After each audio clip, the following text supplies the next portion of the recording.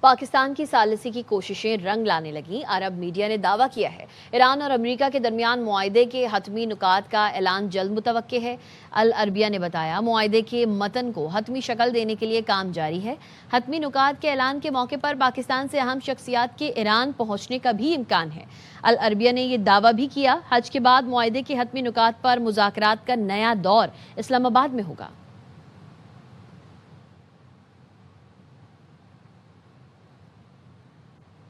وزیر داخلہ محسن نقوی کا ایک ہفتے سے بھی کم وقت میں دوسری بار ایران کا دورہ، تہران میں اہم ملاقاتیں کی۔ وزیر داخلہ محسن نقوی نے ایران کے صدر مسعود پزشکیان سے ملاقات کی، جس میں مذاکرات سے متعلق حالیہ پیش رفت کا جائزہ لیا گیا۔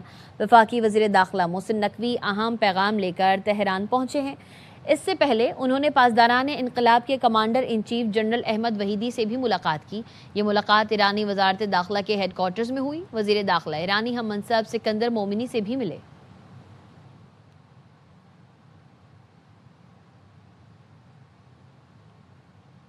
پاکستان کی ثالثی میں امریکہ ایران مذاکرات میں پیش رفت۔ امریکہ نے پاکستان کے ذریعے ایران کو نئی تجاویز بھجوا دی۔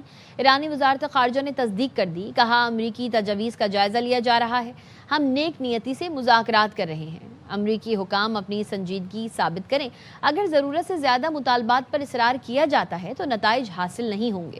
ایران نے ایک بار پھر امریکی بحری ناکہ بندی، عالمی قوانین اور جنگ بندی کی خلاف ورزی قرار دی۔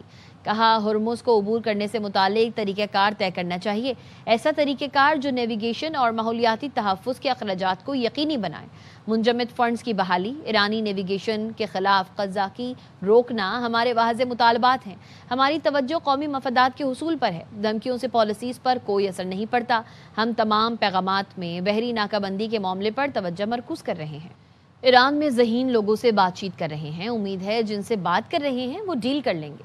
امریکی صدر ٹرمپ کہتے ہیں ایران ڈیل کر لیتا ہے تو یہ سب کے لیے اچھا ہوگا، ہم ایران کے جواب کا چند دن تک انتظار کر سکتے ہیں۔ مزید کشیدگی سے بچنے کے لیے ہمیں ایران سے مناسب جواب کی توقع ہے۔ ڈیل ہونے تک ایرانی ٹینکرز کو جانے نہیں دیں گے۔ ایران سے درست جواب نہیں ملا تو ہم تیزی سے آگے بڑھیں گے۔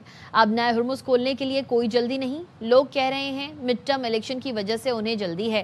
ایک سوال کے جواب میں صدر ٹرمپ نے کہا ایران سے متعلق ان کے اور نیتن یاہو کے درمیان مکمل اتفاق ہے، نیتن یاہو کو جو کہیں گے وہ کرے گا۔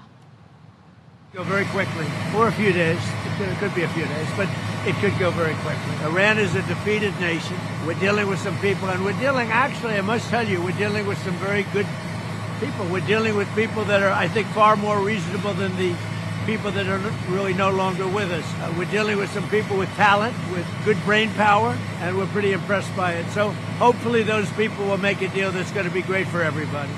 I haven't heard that. I'm not doing any relief until they sign an agreement. When they sign an agreement, we can get that place built up again and have something that's really a good country for the people. But no, we haven't offered anything.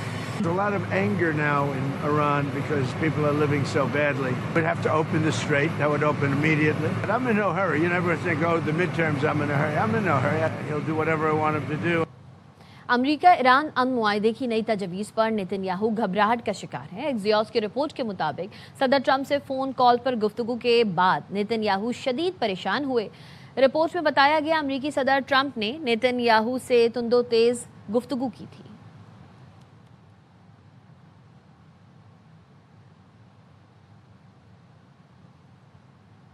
امریکہ نے ایران کو $25 ارب کے اثاثوں کے واپسی اور 3.5% سے زائد uranium افزودگی کی پیشکش کی ہے۔ ایرانی سیاسی مبصر علی گولہا نے دعویٰ کیا ہے کہ امریکہ نے ایران کو ایک نئی تجویز پیش کی جس میں $25 ارب کے منجمد اثاثے جاری کرنے، 3.67% یورینیم افزودگی کی اجازت اور محدود مدت کے لیے ایرانی تیل کی فروخت کی سہولت شامل ہے۔ ایکس پر جاری بیان میں علی گولہاکی نے لکھا امریکہ چاہتا ہے جنگ کے خاتمے، آبنائے ہرمز کی بحالی، پابندیوں میں نرمی اور جوہری اقدامات سے متعلق تمام نکات پر ایک ساتھ اتفاق کیا جائے۔ ایران کا مطالبہ ہے کہ ان اقدامات پر 30 دن میں عمل درآمد اور تصدیق کے بعد ہی جوہری مذاکرات آگے بڑھائے جائیں۔ خلیج عمان میں امریکی بحریہ کی ایرانی آئل ٹینکرز کے خلاف کارروائی، سینٹ کام نے بتایا امریکی فوج نے ایرانی پرچم بردار آئل ٹینکر کی تلاشی لی۔ تلاشی کے بعد آئل ٹینکر کو ایرانی بندرگاہ جانے سے روک دیا۔ امریکی بحریہ نے کارروائی کرتے ہوئے ایرانی آئل ٹینکر کا رخ موڑ دیا۔ آئل ٹینکر امریکی بحری ناکہ بندی کی خلاف ورزی کی کوشش کر رہا تھا۔ اب تک 91 تجارتی جہازوں کا رخ تبدیل کروایا جا چکا ہے۔ ایران جنگ پالیسی پر ٹرمپ انتظامیہ 2 دھڑوں میں تقسیم ہو گئی۔ اسرائیلی اخبار کا دعویٰ، وائٹ ہاؤس اجلاس میں نائب صدر جے ڈی وینس کا وزیر خارجہ مارکو روبیو اور وزیر جنگ پیٹ ہیگزیت کے ساتھ سخت تلخ جملوں کا تبادلہ ہوا۔ نائب صدر جے ڈی وینس نے سفارتی مذاکرات جاری رکھنے کی حمایت کی اور کہا کہ ایران کی حالیہ تجویز میں لچک موجود ہے جس کی بنیاد پر ابتدائی معاہدے کی طرف بڑھا جا سکتا ہے۔ اس کے برعکس وزیر خارجہ اور وزیر جنگ نے موقف اختیار کیا، ایران سے کسی بھی قسم کی رعایت صرف سخت دباؤ کے ذریعے ہی حاصل کی جا سکتی ہے۔ مذاکرات سے خاطر خواہ نتائج کی توقع کم ہے۔ اجلاس میں اسٹیو وٹکوف اور جیرڈ کشنر بھی شریک تھے، جنہوں نے نائب صدر کے موقف کی حمایت کی، جس کے بعد صدر ٹرمپ ایران کو ایک اور موقع دینے پر رضامند ہوئے۔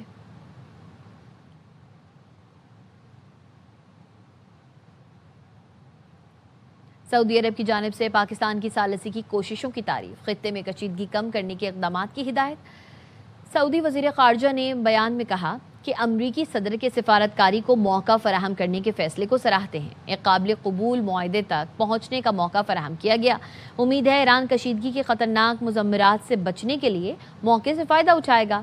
ایران مذاکرات کو آگے بڑھانے کی کوششوں کا فوری جواب دے گا۔ جامع معاہدے سے خطے اور دنیا میں دیرپا امن قائم کیا جا سکے گا۔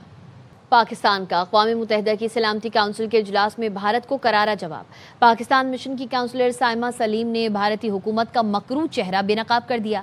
کہا، بھارت ریاستی سطح پر بیرون ملک دہشت گردی برآمد کرتا ہے۔ کالعدم T T P, B L A اور مجید بریگیڈ بھارتی پراکسی ہیں۔ بھارتی ایما پر افغانستان سے دہشت گرد حملوں میں ہزاروں پاکستانیوں کو شہید کیا گیا۔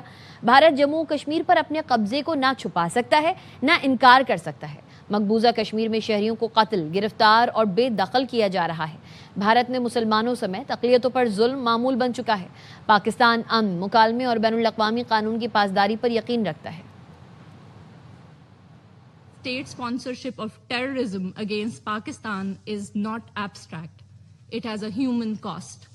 Its terrorist proxies, including TTP, BLA and Majid Brigade, have killed thousands of civilians, including women and children, in our mosques, markets, schools and streets, through networks financed, facilitated, operated from Afghanistan soil. Italy کے شہر ملان کی عدالت میں بھارت کے قومی سلامتی مشیر اجیت دیول نے خلاف مقدمہ دائر کیا گیا ہے۔ خالصتان کارکنان کا کہنا ہے کہ اجیت دیول نے سکھ کارکنان کے قتل کی سازشوں کی منصوبہ بندی کی۔ یہ مقدمہ اس وقت سامنے آیا ہے جب بھارتی وزیر اعظم نریندر مودی اٹلی کے دورے پر ہیں۔ سکھ رہنما گرپتونگ پنو کہتے ہیں، اجیت دیول کو جواب دہ ٹھہرانے کے لیے وکلا کو متحرک کر رہے ہیں۔ فتنہ خوارج کا اہم سرغنہ افغان خارجی بصیر پشین میں سیکیورٹی فورسز سے مقابلے میں مارا گیا۔ فورسز نے 20 مئی کو سارانان میں کامیاب آپریشن کیا۔ ہلاک خارجی کا ایک افغان ساتھی گرفتار۔ بصیر افغانی خارجی کمانڈر نور اللہ کا بیٹا تھا جو سیکیورٹی فورسز پر متعدد حملوں کا منصوبہ ساز رہا ہے۔ سی ٹی ڈی نصیر آباد کی جھل مقصی میں کارروائی، 5 دہشت گرد ہلاک ہو گئے، دہشت گردوں کے ٹھکانے تباہ کر دیے گئے۔ وسطی کرم میں خارجیوں کے 2 گروہوں کے درمیان بھتے کے تنازع پر خون ریز جھڑپ، 19 خارجی ہلاک، متعدد زخمی ہو گئے۔ پشاور میں گرفتار ملزمان کو چھڑانے کے لیے ساتھیوں نے تھانہ مچھنی گیٹ کی تفتیشی ٹیم پر حملہ کر دیا۔ سی سی پی او میاں سعید نے بتایا، حملہ آوروں کی فائرنگ سے 3 گرفتار ملزمان ہلاک ہو گئے۔ فائرنگ کے دوران ایس ایچ او اور اہلکار بلٹ پروف جیکٹ اور ہیلمٹ کے باعث محفوظ رہے۔ کالعدم تنظیم کی تربیت یافتہ تینوں ملزمان کو گزشتہ روز گرفتار کیا گیا تھا۔ ناردرن بائی پاس کے قریب موٹر سائیکل سوار حملہ آوروں نے اندھا دھند فائرنگ کی۔ تفتیشی پولیس بینک ڈکیتی کیسز کے گرفتار ملزمان کو نشاندہی کے لیے لے جا رہی تھی۔ ملزمان کی نشاندہی پر وارداتوں میں استعمال ہونے والے 3 پستول برآمد کیے گئے تھے۔ حملہ آوروں کی فائرنگ سے پولیس کی سرکاری موبائل کو بھی شدید نقصان پہنچا۔ ہلاک ملزمان محمد شعیب، محمد عمر اور محمد عماد نے 20 جنوری کو بینک ڈکیتی میں گارڈ کو شہید کیا تھا۔ ملزمان نے 6 مارچ کو بینک ڈکیتی میں ایڈیشنل ایس ایچ او بہار علی کو بھی شہید کیا تھا۔ مفرور حملہ آوروں کی گرفتاری کے لیے ورسک ڈویژن پولیس کا بڑے پیمانے پر سرچ آپریشن جاری ہے۔